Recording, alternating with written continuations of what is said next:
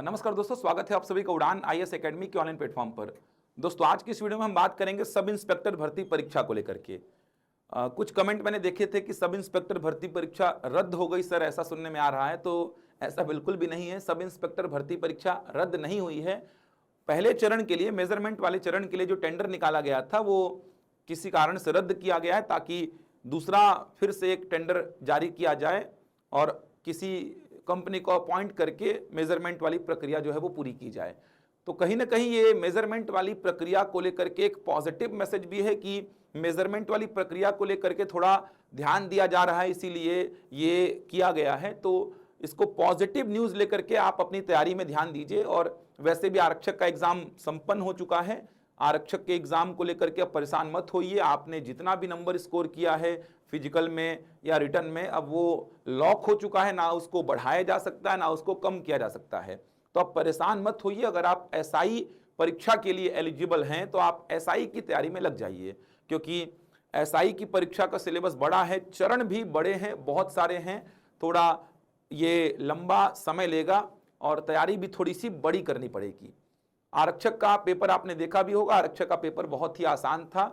Paper का स्तर भी सब इंस्पेक्टर परीक्षा में थोड़ा सा टफ रहेगा, आरक्षक की तुलना में टफ रहेगा। आरक्षक का तो बहुत ही साधारण प्रश्न पत्र था, आराम से उसको डील किया जा सकता था, चाहे मैं मैथ्स का पोर्शन बोलूं चाहे रीजनिंग का पोर्शन बोलूं। हाँ, थोड़ा टाइम टेकिंग कर दिया व्यापम ने आजकल, क्योंकि व्यापम जो है ये सही जोड़ी बनाओ वाले आजकल प्रश्न बहुत ज्यादा दे रहा है, जो थोड़े टाइम टेकिंग हो जा रहे हैं, क्योंकि एक ही प्रश्न में 3-4 प्रश्न अब छिपे रहते हैं।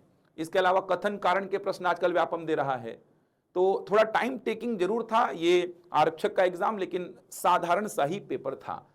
वैसे मैंने बोला भी था कि आरक्षक भर्ती परीक्षा में जो पेपर आएगा वो आसान आएगा, क्योंकि इसमें 5वीं पास, 8वीं पास, 10वीं पास शैक्षणिक योग्यता है, तो फिर पेपर का स्तर तो आसान रहना तय था। लेकिन सब इंस्पेक्टर भर्ती परीक्षा की बात करूं तो इसमें चरण टोटल है 5, पहली बात तो। दूसरी बात, एग्जाम इसका ले रहा है पीएससी, व्यापम इस बार एग्जाम नहीं ले रहा है, पीएससी एग्जाम ले रहा है। स्ट्रक्चर और जो पाठ्यक्रम है उसको एज इट इज पिछले बार वाला ही कॉपी किया गया है। तो 5 चरण होने हैं, जिसमें पहला चरण है मेजरमेंट का, फिजिकल मेजरमेंट, जहां पर आपका नाप जोख होगा। वो प्रक्रिया पूर्ण करने के बाद आपका 2 लिखित परीक्षा होगा, पहला प्रारंभिक लिखित परीक्षा और दूसरा मुख्य लिखित परीक्षा।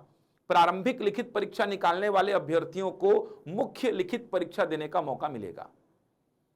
उसके बाद मुख्य लिखित परीक्षा जो निकालेंगे वो फिजिकल जो टेस्ट होगा, चौथा चरण, उसमें अप्लाई करेंगे।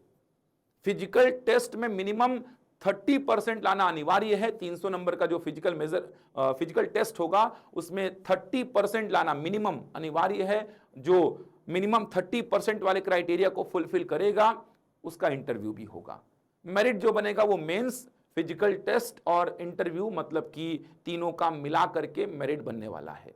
तो एक बार मैं प्रक्रिया को आपको अच्छी से समझा देता हूं क्या प्रक्रिया है, क्योंकि कुछ आरक्षक भर्ती परीक्षा की जो तैयारी कर रहे थे, पुलिस आरक्षक वाली तैयारी जो कर रहे थे, वो बच्चे भी अब थोड़े इंटरेस्टेड हैं सब इंस्पेक्टर भर्ती परीक्षा को लेकर के। इसके अलावा कब होगी परीक्षा, इस बारे में अगर मैं बात करूं तो नवंबर दिसंबर से आगे नहीं खींचेगा मेजरमेंट को। अब देखो, अलग अलग कारण बता रहे हैं। गर्मी में जो हमारे गृह मंत्री जी हैं विजय शर्मा जी, उन्होंने क्या बयान दिया था कि अभी धूप का मौसम है, मतलब बहुत ज़्यादा धूप है, बहुत ज़्यादा गर्मी है, तो बच्चों की तबीयत खराब ना हो जाए, इसीलिए हम उनसे ये पहले चरण में आपको अभी नहीं बुला रहे हैं। तो धूप गर्मी की वजह से पहला चरण हम गर्मी में नहीं कर रहे हैं, ये कारण उन्होंने दिया था। वैसे अगर मैं बोलूँ तो पहले चरण में वैसे भी मेजरमेंट वाला चरण है, तो इसमें कोई भाग दौड़ तो वैसे भी करनी नहीं थी, लेकिन अब पता नहीं क्यों मंत्री जी ने ऐसा बोला कि पहले चरण में बच्चों की तबीयत खराब ना हो जाए, बच्चों के स्वास्थ्य के साथ खिलवाड़ हो जाएगा, इसीलिए हम पहला चरण अभी नहीं कर रहे हैं। वरना आप ही लोग बोल देंगे क्यों इतना धूप गर्मी में बच्चों से भाग दौड़ करवा रहे हैं। तो मैं ये थोड़ा स्पष्टीकरण देना चाहूँगा यहाँ पर कि पहला चरण जो है ये मेजरमेंट का चरण है, इसमें तो दौड़ भाग करनी नहीं है, आपको केवल जाके वहाँ पर मेजरमेंट, नाप जोख का हिस्सा बनना है। खैर, अब मंत्री हैं, कुछ भी बोल सकते हैं वो। इसके बाद अभी जो खबर आई है, अभी जो न्यूज़ चैनल में मैं देख रहा था, तो एसआई भर्ती को लेकर के जब टेंडर निरस्त किया गया तो वहाँ पर कुछ खबरें आई, तो वहाँ पर जो अधिकारी हैं विभाग के, पुलिस विभाग के जो अधिकारी हैं, बड़े अधिकारी, उनका कहना था कि बरसात में हम मेजरमेंट इसलिए नहीं करवा रहे हैं क्योंकि जो मशीनें हैं, जो मेजरमेंट को लेकर के जो मशीनें वो खराब हो जाएंगी, बहुत महंगी मशीनें हैं तो वो मशीनें खराब हो जाएंगी। इसीलिए हम अभी बरसात के समय में ये मेजरमेंट की प्रक्रिया पूरी नहीं कर रहे हैं। अब ठंडी आने वाली है, अब ठंडी में तो मंत्री जी के हिसाब से भी अच्छी बात है, होने की बात की गई है, और जो अधिकारी हैं उनके हिसाब से भी ठंडी में होने की बात की गई है। तो ठंडी में तो करो ही भाई, वरना ठंडी के बाद तो फिर गर्मी आ जाएगी, फिर मना कर दोगे, क्योंकि मंत्री जी के हिसाब से जो पहला चरण है वो तो दौड़ भाग का चरण है। फिर बरसात आएगी तो फिर अधिकारी मना कर देंगे कि हमारी मशीनें खराब हो जाएंगी। तो ठंडी में तो कर ही लो भाई, ठंडी में तो कोई बहाना मत बनाना कि ठंडी बहुत ज़्यादा है, तो ये बहाना तो बिल्कुल मत बनाइए। मैं ये आग्रह करूंगा कि ये बहाना मत बनाइए इस बार कि ठंडी बहुत ज़्यादा रहेगी तो हम पहला चरण गर्मी में करेंगे, फिर गर्मी में धूप लगेगी तो बरसात में करेंगे, बरसात में मशीनें खराब हो जाएंगी। तो ये 3 ऋतुएं ही आती हैं, इसके अलावा तो कोई और भगवान कुछ अलग ही मौसम बना के आप लोगों को नहीं देगा। तो ये ठंडी में तो आप कर ही लीजिए भर्ती। तो ठंडी में उम्मीद तो की जा रही है कि नवंबर दिसंबर में ये पहला चरण हो जाएगा। इसीलिए ये जो टेंडर की बात भी अभी की गई थी कि टेंडर जो फिर से जारी किया जा रहा है मेजरमेंट के लिए, तो यहाँ पर इसीलिए की गई ये बात क्योंकि ठंडी में अब इनका मन है मेजरमेंट की प्रोसेस को पूरा करने का। और बहुत ही ये एकदम हॉट न्यूज़ बन चुकी है कि एसआई भर्ती फिर से तो 4-5 साल नहीं खींचेगी।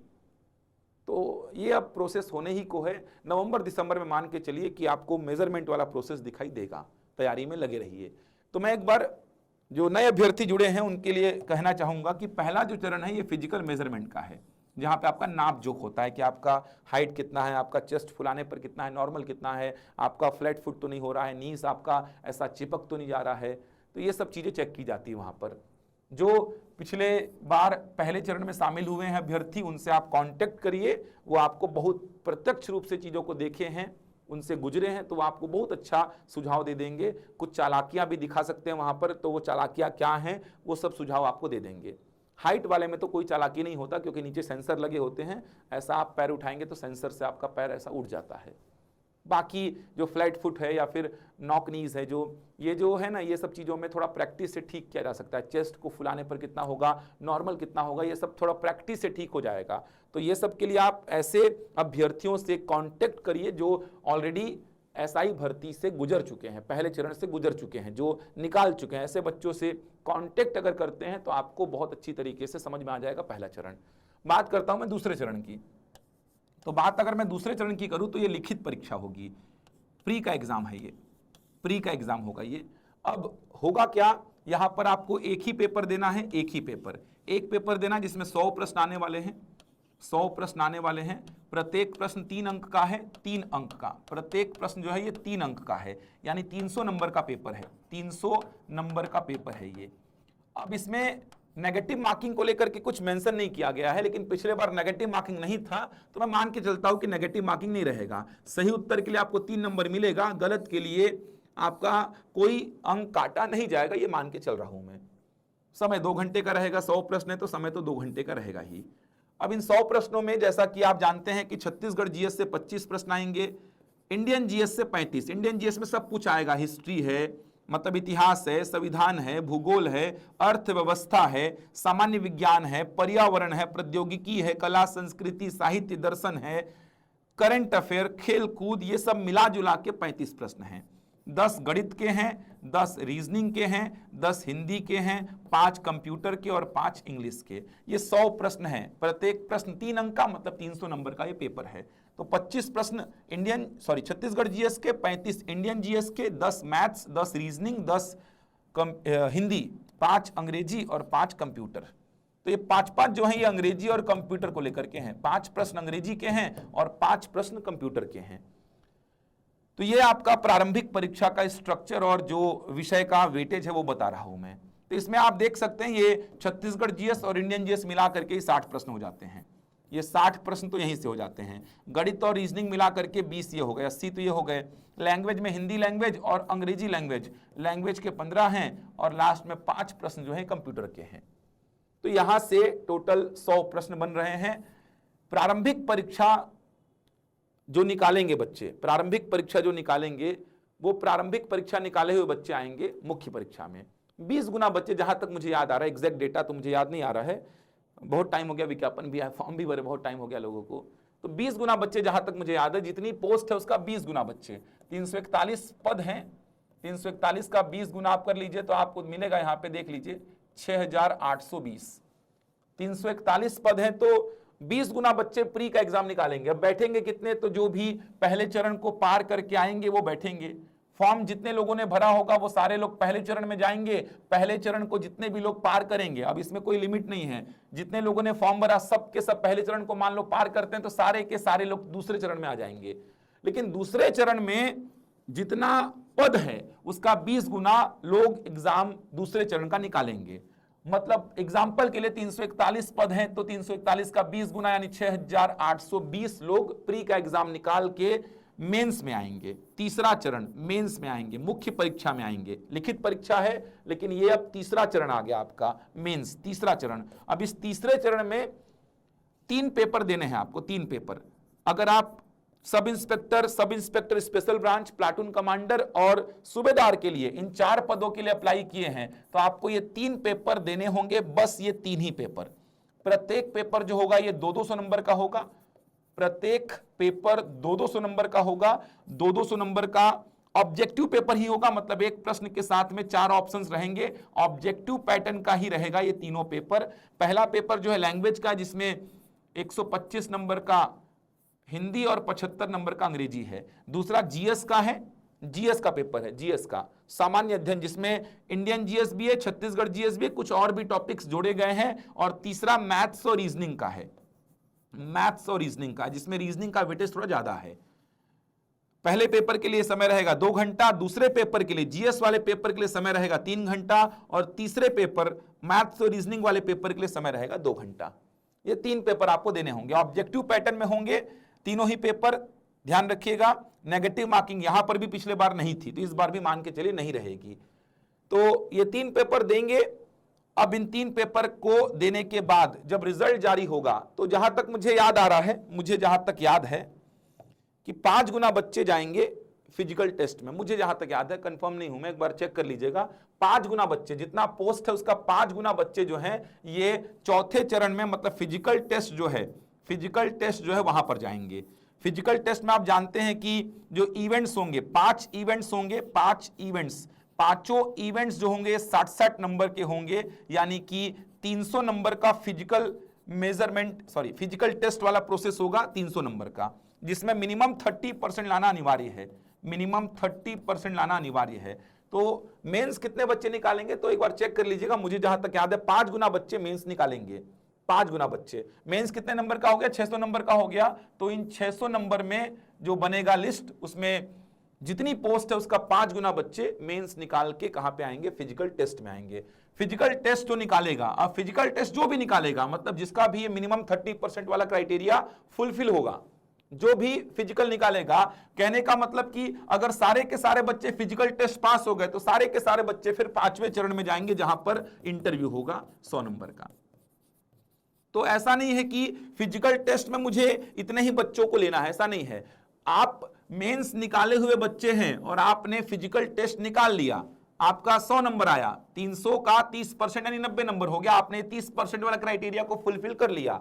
मान लो एग्जांपल के लिए 1500 बच्चे आए, मान लो 1500 बच्चे मेंस निकाल के फिजिकल टेस्ट में आए। ये 1500 के 1500 बच्चों ने फिजिकल टेस्ट में ये मिनिमम क्राइटेरिया को फुलफिल कर लिया, मतलब इन सब का फिजिकल टेस्ट निकला है। अब ये 1500 के 1500 बच्चे आएंगे इंटरव्यू में। अब मान लो इसमें से 1000 बच्चों ने केवल फिजिकल टेस्ट पास किया, बाकी 500 बच्चे ऐसे थे जिन्होंने ये 30% वाला क्राइटेरिया को फुलफिल नहीं किए, तो ये 500 बच्चे बाहर, ये 1000 बच्चे कहां आएंगे इंटरव्यू में। तो जो भी इंटरव्यू तक पहुंचा वो इंटरव्यू देगा, 100 नंबर का इंटरव्यू होगा, मतलब 600 का मेंस, 300 का फिजिकल टेस्ट और 100 का इंटरव्यू, 1000 नंबर में बनेगा मेरिट लिस्ट। तो ये मिनिमम 30% लाना अनिवार्य है, लेकिन इसमें जितना ज्यादा लाओगे उतना आगे रहोगे। जैसे आपने मान लो 100 नंबर स्कोर किया फिजिकल टेस्ट वाला चरण में और मैंने 150 स्कोर किया, तो आप भी इंटरव्यू देंगे, मैं भी इंटरव्यू दूंगा, लेकिन मेरा आपसे 50 नंबर ज्यादा है। जब फाइनल मेरिट बनेगा तो उसमें 50 नंबर मेरा आपसे ज्यादा है, मेंस में आपका नंबर हो सकता है ज्यादा हो। मैं ये बोलना चाहता हूं कि तीनों का मिला करके नंबर जुड़ेगा, मेंस, फिजिकल टेस्ट और इंटरव्यू, 1000 नंबर में मेरिट लिस्ट बनेगा। तो लंबा चरण है, सिलेबस बड़ा है, बहुत कुछ पढ़ना है, लेकिन मेहनत करके एग्जाम निकाला जा सकता है। पिछले बार सब इंस्पेक्टर भर्ती परीक्षा हुई थी तो आप बच्चों से पूछेगा, उड़ान से लगभग 300 से 400 बच्चे प्रत्यक्ष अप्रत्यक्ष रूप से निकले थे। और हमने मैराथन क्लासेस का ट्रेंड चालू किया था, बच्चों को ऐसा पढ़ाया था कि मैराथन क्लासेस से ही मैक्सिमम क्वेश्चंस आ गए थे। तो हमने बच्चों को बहुत अच्छी तरीके से तैयार किया था। पिछले बार तो हौच पौच भी बहुत ज्यादा हो गया था यार। पिछले बार तो एकदम अचानक से प्री हो गया था, होगा फिर पोस्टपोन हो के अचानक से हो गया। मेंस के 20 दिन पहले डेट दी गई कि मेंस होने वाला है, तो बहुत हौच पौच हो गया था पिछले बार। लेकिन इस बार पिछले बार सिलेबस भी बहुत लेट में बताया गया था।